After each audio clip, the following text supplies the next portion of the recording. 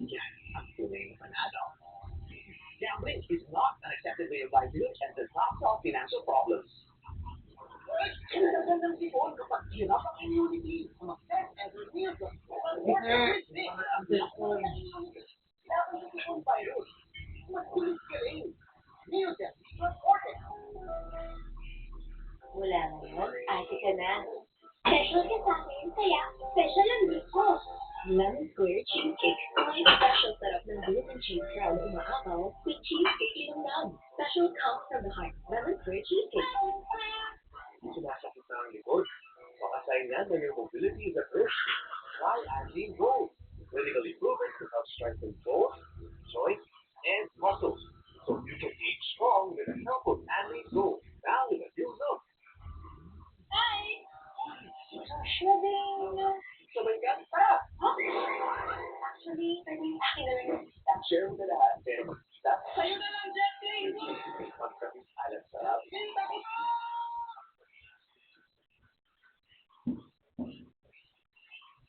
Kasama sa langit na anulang, Michael Knight and Chick Ngayong Sunday, simula na ng bakbakan ng mga alaman, Night Rider nandito na sa TV5.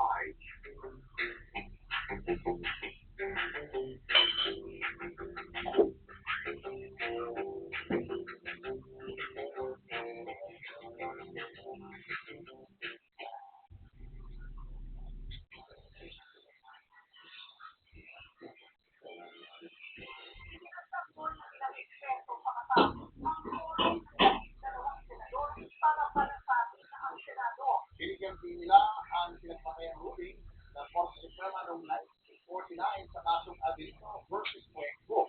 Kung ariyan, alamin sa Boston Report, may atas pa.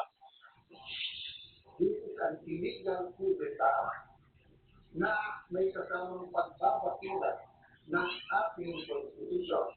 Kulang kahapon, paulit-ulit si Senator Alan Peter Cayetano na siya ang legit, legal at moral na Senate President. Ibinigay din niya na lumabag sa batas ang forum na ginawa ng 12 senador. Pero sa dyan ni Senator Erwin Tulfo, Medyo kulang po sa review si Senator Cayetano.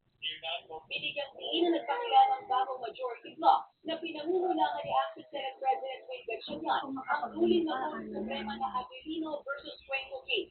Sinipuntahan din ito ni dating Senate President Franklin Drilon sa kanyang panayak sa programa Good Morning Kapatid. March of 2015, ako po ang Pangulo ng Senado noon. Noong tinawag kami ng sesyon noong March 15, 2016, 2015, mayroon po 4 na senador na nasa labas ng bansa. Mayroon 3 senador na na-aresto. Ganun din po nangyari kahapon.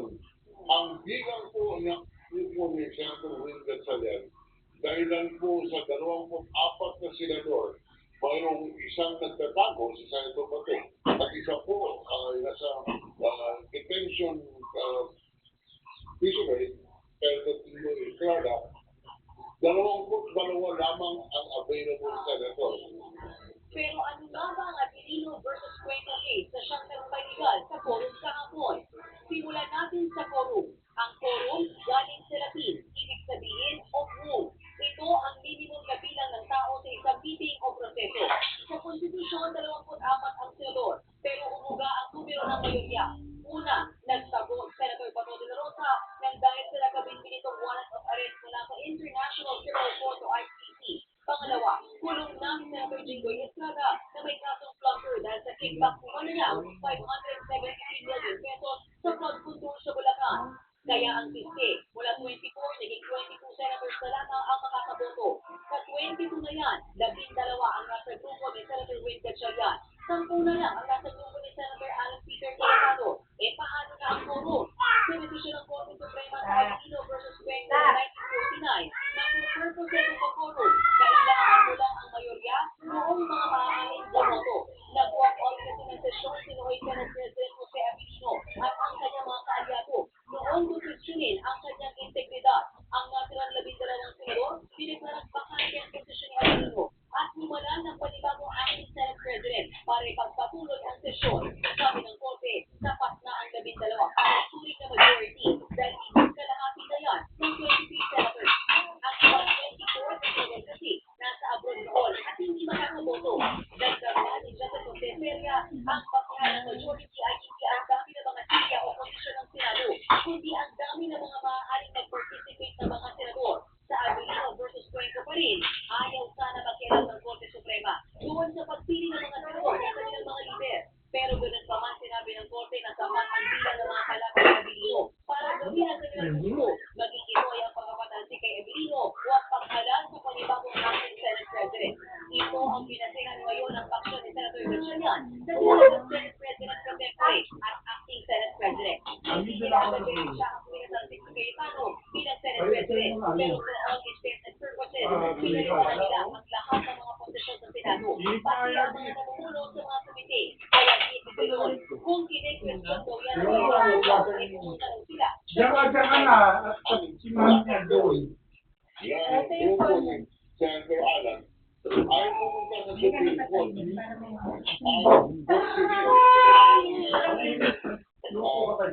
Ang nangyari ako, constitutional actividad.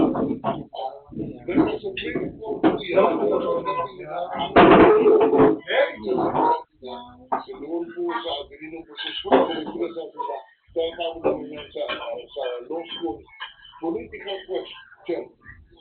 Bilang sa kumesyon sa pulong si Senator Sia Cayetano at Loren Legarda, tanong ni Senator Sia, kailan pa rin naging 12 equals 13. Pero ang mga senador na kumesyon ng 12 kurong, parehong mga senador na present sa mga panahon nagturong ang Senado sa bilang din ng 12.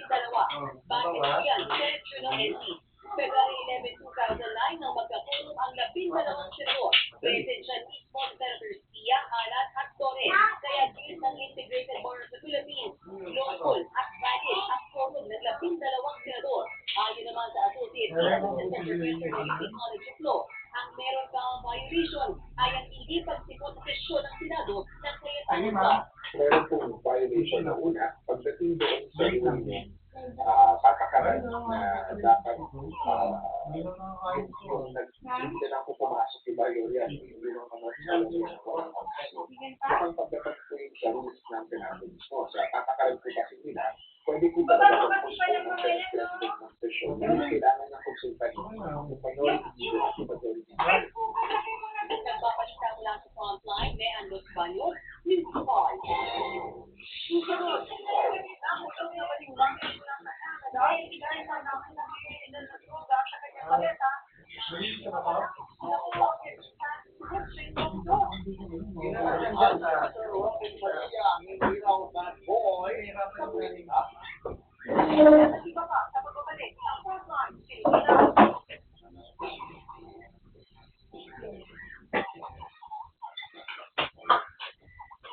Kahit sa lupang mundo, kumakahit na ako para sa pangarap ng pamilya.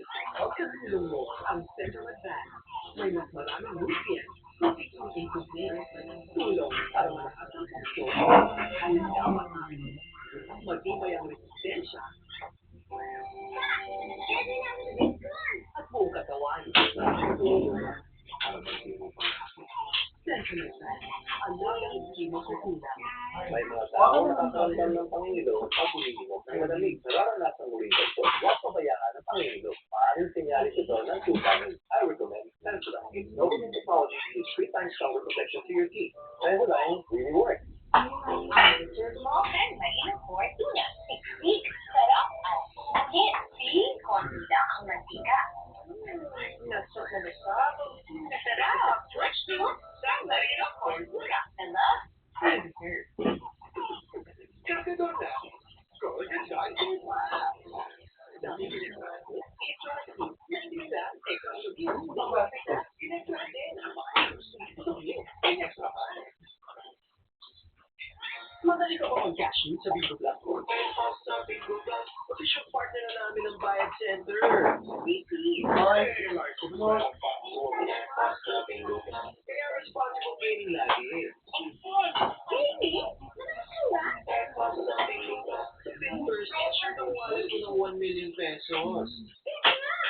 Talaga namang... Hindi ba kahit sa invite my sisters.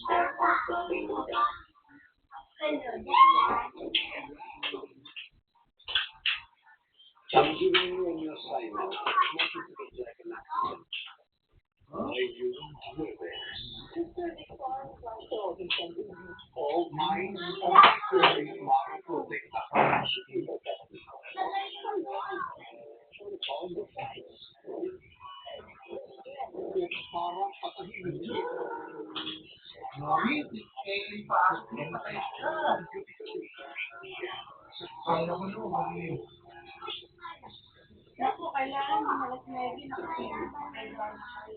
magkabila ka tayo, agaw ng gusto niya. Sa maletang nakapangalan sa kanya. Pinagpirma ng mga polisa, biktima ng gamit ang talamak na Washington Air Force sa Canada. Alongside ng kanya, si Gio Nagpapakita mula ng ibang tao ang isang balikbayan mula sa Canada na inaresto matapos ma-discover umano ang kilo-kilong sapo sa kanyang maleta. Sa unang pagkakataon mula ng siya'y makalaya, nagpakubla sa news line at 63-year-old na si Grace Merano. Naging 3 linggong nakulong si Grace sa headquarters ng PIDEA sa Quezon City na dahil sa insidente niya July 14, 2025 nang lumapag sila Grace at kanyang anak sa naiyak mula Hong Kong sakay ng connecting flight galing Toronto. Daw ang unang pagkakataon makakauwi ng bansa si Grace matapos ang mahigit isang dekada. Pero ang excitement noon napalitan ng pangungot na wala raw ang isa sa 4 nilang bagahe. Nahalik daw na tulungan siya ng staff. Dinala siya sa isang kwarto kung saan kinwestiyon na siya tungkol sa kilo-kilong sapo. Believe it or not, my first time to see, she said, "Mom, I think that's what they call shabu." I said, "Oh, really? You know what?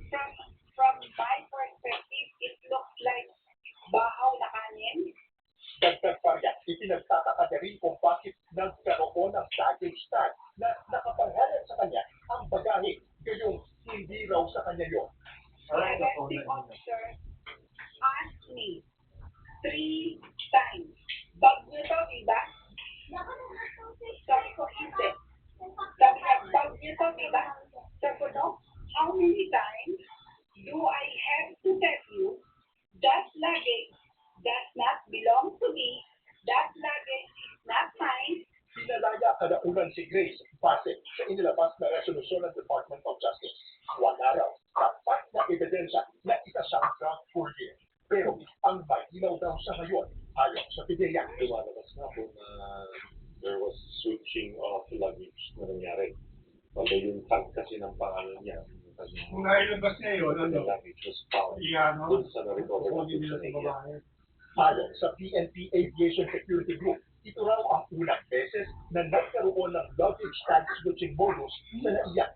Bagay na binabantayan umano ngayon ng mga otoridad sa mga palipara. Pero nabunyag sa isang investigasyon sa Canada na naganap ito sa Toronto Pearson Airport. Ayon sa ulat, tinatanggal umano ng mga sindikato sa tulong ng mga kasabwat na baggage handler ang mga baggage tag ng mga ordinaryong pasahero gaya po ng hawak ngayon. At saka po ito pinililipat sa mga bagahe na naglalaman ng illegal na droga. Hindi bababa sa 17 Canadian ang naaresto na at naimbestigahan sa iba't ibang bansa dahil dito may mga inaresto na rin daw na bagmen ng airport sa ugan niya.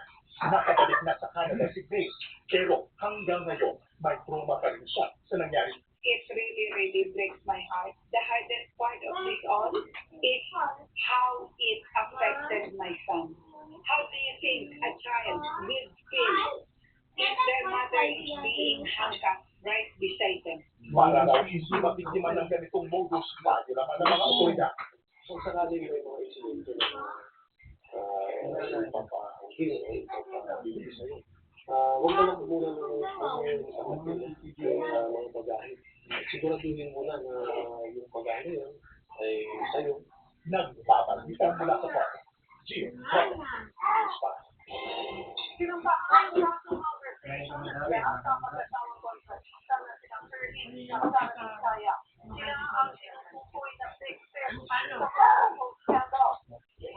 isa.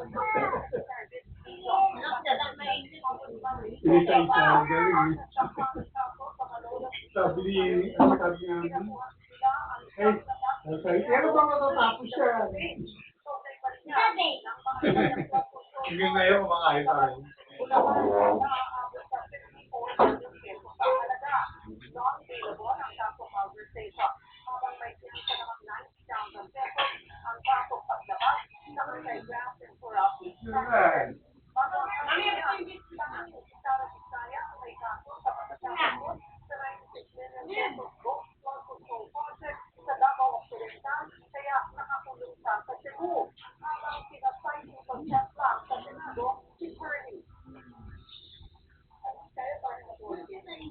Dito sa self-control, matagal malaking isla yan.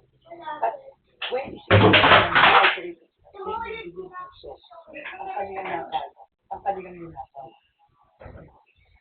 Iba't ibang project mula Luzon, Visayas, Mindanao, ang kanilang binago.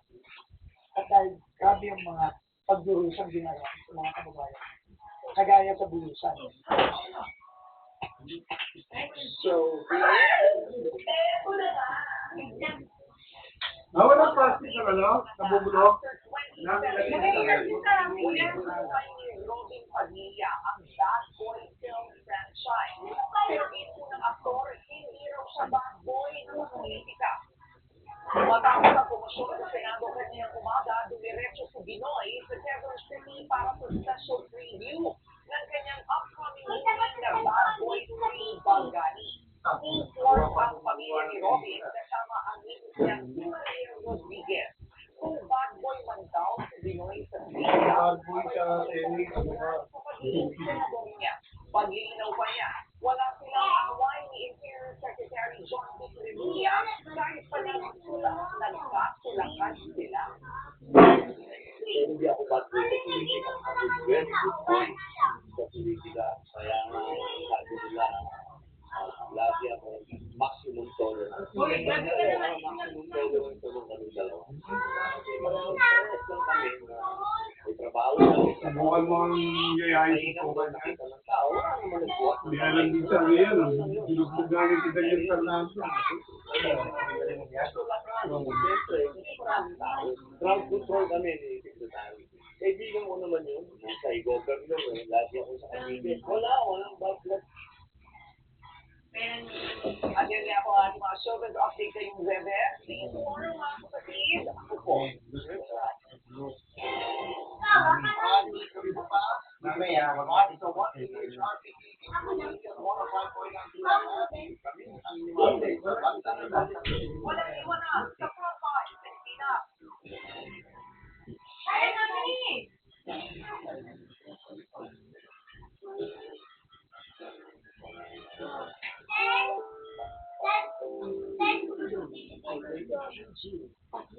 Gabay ng magulang ay kailangan sa mga manonood.